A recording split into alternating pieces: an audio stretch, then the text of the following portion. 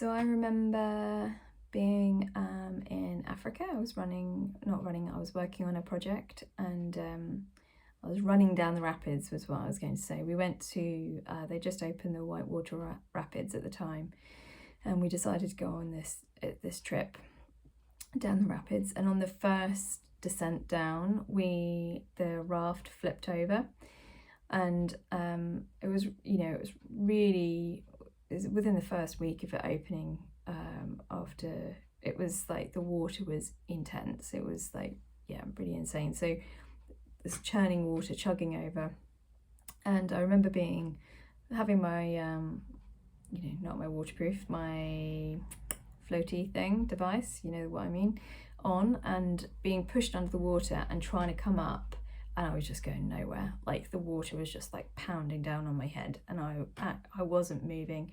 And at this point, because of that, like hitting the water, like the air had come out of my lungs, or I'd used the air up as well.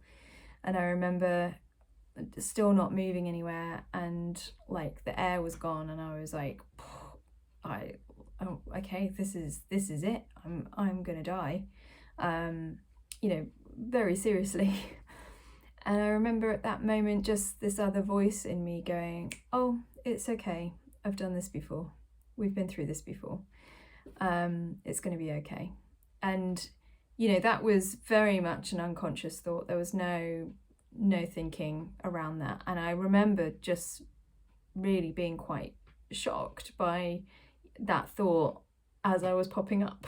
So I popped up, and then I couldn't believe how exhausted I was from that. And then, I was literally trying to crawl onto this jagged rock. But it was, it's really stayed with me that knowing, like some part of me remembered and knew and wasn't afraid. And that was, very powerful to have that aspect come through actually, and feel calm and confident, and knowing it was going to be all right. So I don't know if you've ever had an experience like that.